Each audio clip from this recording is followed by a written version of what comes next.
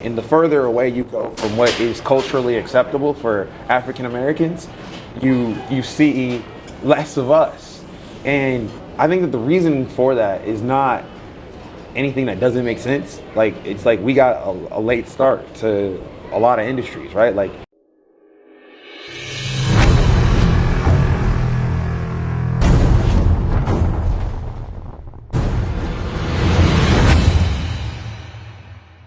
Hey guys, what's up? Welcome to another episode of the Melanated Files. Today we're joined by QuHarrison Terry. We are in Tokyo, Japan right now. He has a very fascinating story, a frequent traveler to Japan. We're gonna hear his story right now.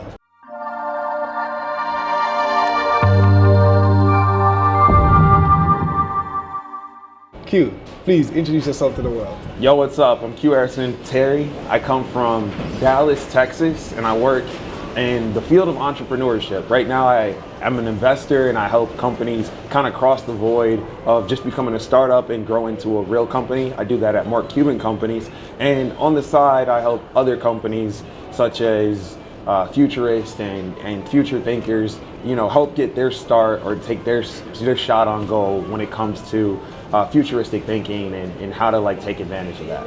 Okay, so we're gonna get into some of the things that you've done so far. Right. But before that, tell me why Japan? Why are you fascinated with Japan? You're a frequent traveler to Japan. Why is that? So it's two reasons, really.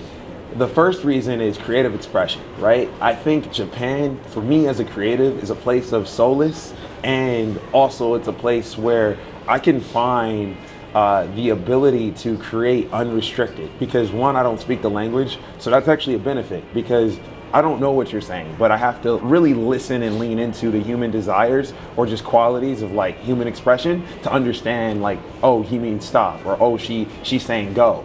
And that awareness is not something that comes to me in America because everything's so second nature. And so I love Japan for creative expression. The second reason I love Japan is I think that there's a lot of opportunity here that's unexplored, mainly because Japan has this culture where a lot of their things that they cherish are only in Japan, and only way you can get that culture or get access to it is by coming to Japan. It hasn't been exported elsewhere, and a lot of the customs and traditions are now even starting to be eradicated because they're not being passed on quick enough, and the people that have the knowledge and know-how are leaving the planet in the country, and it's sad. And so I see a lot of opportunity for an entrepreneur or a future thinker or a creative professional to come here, really learn and lean into the culture. It's not going to happen overnight.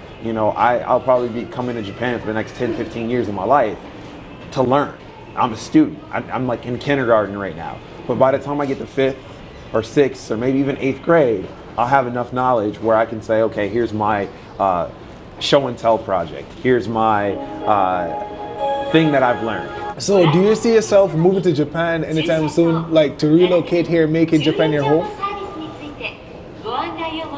I would live in Japan part-time. Okay. I think America will always be my home because that's where my family is. So there's no version of QuHarrison that is only in America or just Japan. It's always going to be a split between America and somewhere else. Yeah. But I do see myself coming to a place like Japan and living here for a majority of the year because I love it. I love the culture. Okay, so I know that you're entrepreneurial, right? So you started a few companies and all that. That's something that's really fascinating. You were also featured on our podcast, so some of you guys may know, I'm not sure. Listen to the podcast. Link is in the description down below. So tell me, what got you started in business? Why entrepreneurship? So business for me was a fascinating endeavor. I started out as an entertainer. I wasn't an entrepreneur. I was an entertainer. Okay. So I wanted to be a rapper, like most people. Realized that I wasn't that good at rapping. Okay. So I ended up becoming a DJ because every rapper needed a DJ, and there weren't a lot of DJs. Okay. So I DJed for a little bit, and while I was DJing, I started to get a knack for entrepreneurship. I wanted to start selling things like clothing, and started a clothing line, and didn't make a lot of money, but learned a lot about building something from nothing and turning it into something that people could resonate with. And so I went down that path, and that's what got me started in entrepreneurship. And then you also, I think you said you did computer science. And then you went into crypto. Like, just tell us about your journey. Yeah, so I'm like 3 companies on the entrepreneurial side deep at the moment. The first company was an ad agency. We started that in college. I went to University of Wisconsin-Madison, and I studied computer science. And at that time, work, study, and just getting a job in school was kind of lame to me. Not knocking it. Like, I think a lot of people should go and get a job in college. Don't be broke. But for me personally, I couldn't rock with the whole thing of like just go punch in a clock, get $15, and be done with it. I was like, there's more to life. And I realized there were 40,000 millennial students around me 24/7. And there's a lot of companies out there that wanted to reach these people, but they were doing stupid campaigns like flyering desks, or they would like buy like some corny advertisement and have it run around campus. And I was like, yo, this is icky. Like, this is the era of social media, digital, and getting attention so that you could grow through word of mouth. And we started an ad agency, got a lot of notable clients, and that was the first company that I did. From there, I got into digital art. I was an art dealer. That was fun. What we did is we took digital art and we secured it using the blockchain encryption. That's the same encryption that's utilized in Bitcoin. That became a company we raised venture capital for. So I raised my first bit of, VC money, and that was an experience in itself. Exited that company, and then I got into healthcare. I helped digitize digital health records, the data exchange process. So if you have an Apple Watch or a connected device and that information needs to get back to your doctor, even in the States, there's this telemedicine is big, so like Teledoc. We were the back infrastructure to make sure that those communications and that information could get exchanged between both parties, so the patient and the provider. And those are the 3. Do you find that there are a lot of young black people in business, or do you feel like there's a lack of black people? In the arts and entertainment, there's a plethora of black people in business. When you get away from entertainment, maybe sports, there's still quite a few of us. Once you get away from entertainment, sports, and you start to look at other industries, whether that be energy, finance, architecture, even fashion, you start to see that number dwindle downward, and the further away you go from what is culturally acceptable for African Americans, you see less of us. And I think that the reason for that is not anything that doesn't make sense. Like, it's like we got a late start to a lot of industries, right? Like, for a long time, African Americans just, at least in America, they couldn't study alongside their actual human counterparts. And so when you don't have access to the same education, or you don't have access to the same pipeline, you have to kind of go an unconventional path, and we're just catching up. I don't think it's good nor bad. I just think it is what it is. As more people like myself, yourself, and others across the world show what's possible, we will become examples, and us as examples will open doorways for other people that look like us, and people that don't look like us, to get in various professions. And the greatest example of that is, earlier I said there's not that many African Americans in fashion. Virgil Abloh, Kanye's creative director, comes into the game and is now one of the head leaders at LVMH, which is a luxury fashion company, right? Prior to that, how many black heads of fashion could you name, right? Virgil has done a lot between Chicago, Wisconsin, Los Angeles, New York, Tokyo, London. I could keep going. He's a black man that's like in his mid-30s, right? He's very close in age to us. And that's just one. There's many other people like that out there in the world, but we just need time. He's in his mid-30s. He just was able to do that, right? And I think we also need time. So as we get the time that is needed, and we keep escaping some of the plot holes that are set up to trap us and keep us away from where we need to be, I think that the paradigm will shift. Do you consider yourself a futurist? I don't actually consider myself a futurist. I think in order to to take on that term or title, I think you need to, study and practice futurology. Okay. It's something that in the near future I could see myself doing. Right now, I'm not going to call myself that. I've gotten quite a few accolades and have made some notable predictions. So people have referred to me as such. But I see myself more as a future thinker, someone that just thinks about what are the trends, what are humans doing, what is the culture saying should be the right thing. Just because technology is capable of it, that doesn't also mean that culture accepts it. You could have had wireless payments in 2010. It's just catching on in 2020. I can play for the train here with just my phone or a wireless car. They could have did that ages ago. The technology was there, but culture was it wasn't really accepted. And so I see myself as a person that just observes and has an opinion on what my observations are. And you share those opinions on InevitableHuman.com. So that's another one of your projects? Correct. Yeah. Okay. So Inevitable Human is something I started in about a year and a half ago now. And prior to that, I had a blog. It was just my name, QuHarrison.com. Okay. And I was sharing all these theories. I had theories on blockchain, theories on transhumanism, theories on the future after the internet, right? And I would get awards for these theories. I'm a consecutive LinkedIn top voice in technology for 4 years now, running. And people were really resonating with some of the things that I was saying, or they would say, oh, I see this trend happening. Did you know about this? And I'm like, no, I didn't. And I wanted it to be not necessarily all about me. So when it was on QuHarrison.com, it wasn't really inviting. Ranzo couldn't come and share your thoughts on QuHarrison.com. It felt a little weird, right? So I built Inevitable Human so it would become more of a community, and it wasn't just me making theories. And a year and a half into it, I'm proud to say, we've got members of the community sharing theories that I would have never thought of, right? We had a 13-year-old kid come up with a plausible theory on where Fortnite's currency could evolve into and how it could be seen as this commodity that's traded on the New York Stock Exchange, right? And he took the economic principle of the impossible trinity and applied it to Fortnite. And he's 13. So what's the impossible trinity? So the impossible trinity is this economic theory where capital can only have two of the three things. And capital or currency? A currency, yeah. So capital, currency, my apologies. Okay. So you can have either a fixed exchange rate and sovereign monetary policy, or you could have free flow of capital, right?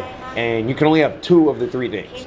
And when you try to have all three, you just won't have a currency at all. It's impossible. Okay. And that was many of the flaws that I think were notable and were pointed out about Facebook's attempt at Libra. Was Mark Zuckerberg was trying to create a currency that would solve all three, and it's just never been done before. And I think a lot of the reasonable pushbacks for that stem from the impossible trinity theories that are taught. What are your ambitions going forward? 5 years from now? 5 years from now, well, I'll be about 30, or I'll be 29 5 years from now. So 5 years from now, I would really like to have a network that is agnostic to societal norms and societal geolocations. What that means is I want to be able to be one of the first entrepreneurs that took advantage of globalization.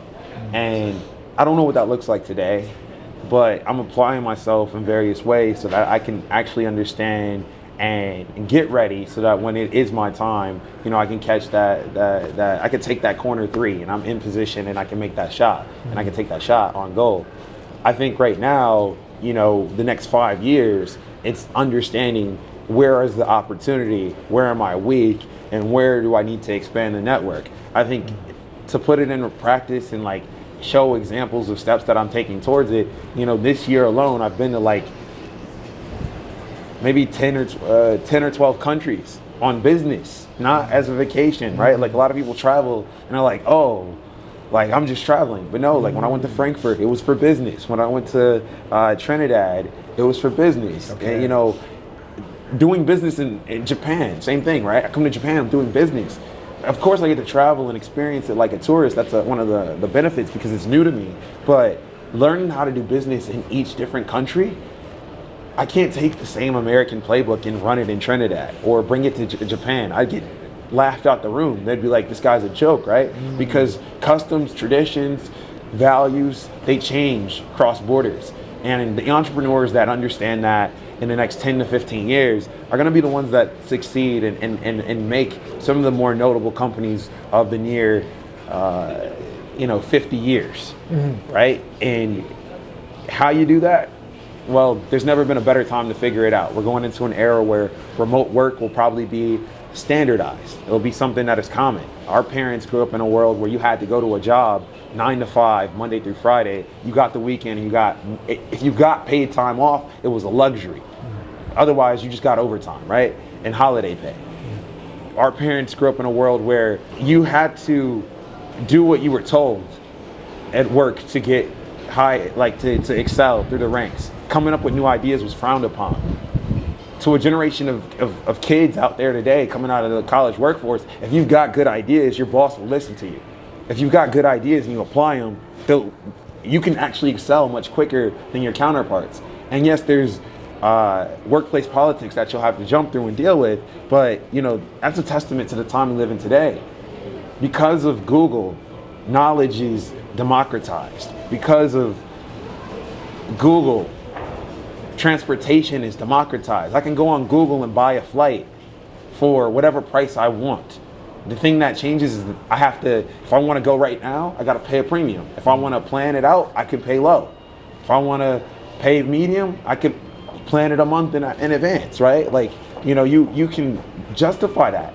Our parents didn't grow up in that era. You had to go to AAA and book travel, and it was a big ordeal. And to see that change and to not take advantage of it, that's the definition of a person that, is complacent, that's content, and just likes the world.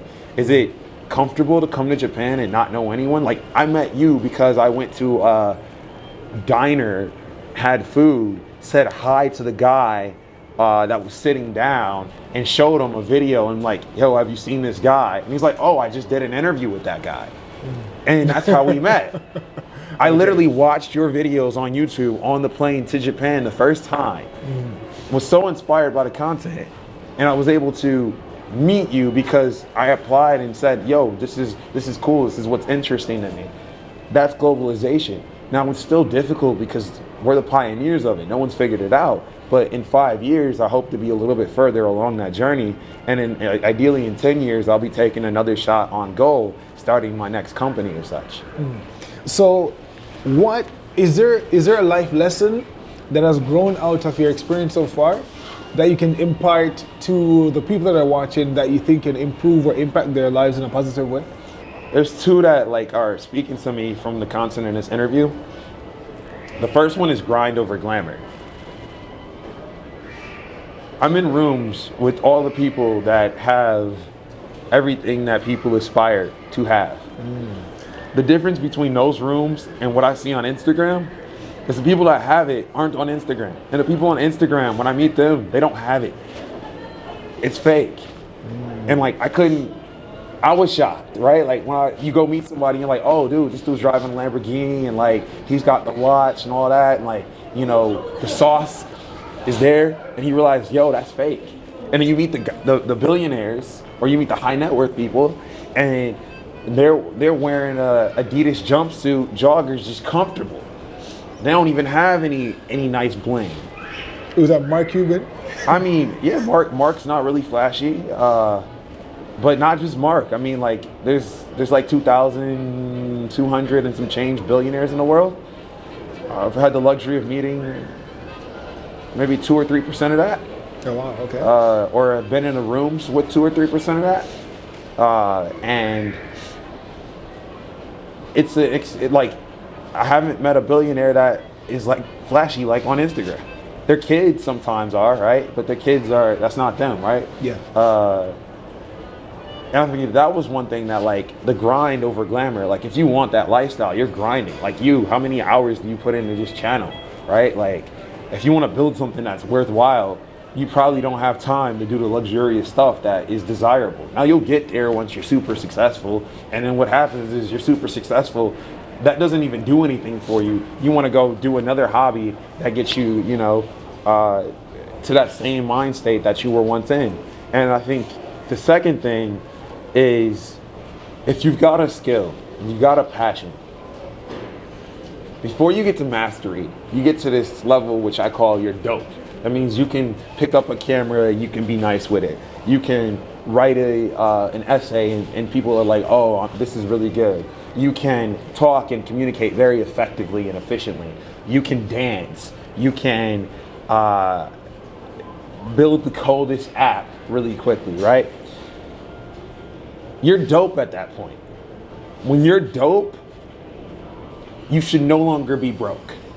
When you're too dope to be broke, that is the day where money should start. You need to focus on money. I see too many people holding out. Even myself, I was guilty of this. I would hold out because I was like, oh, I'm not ready yet. I need to practice. I need to do this.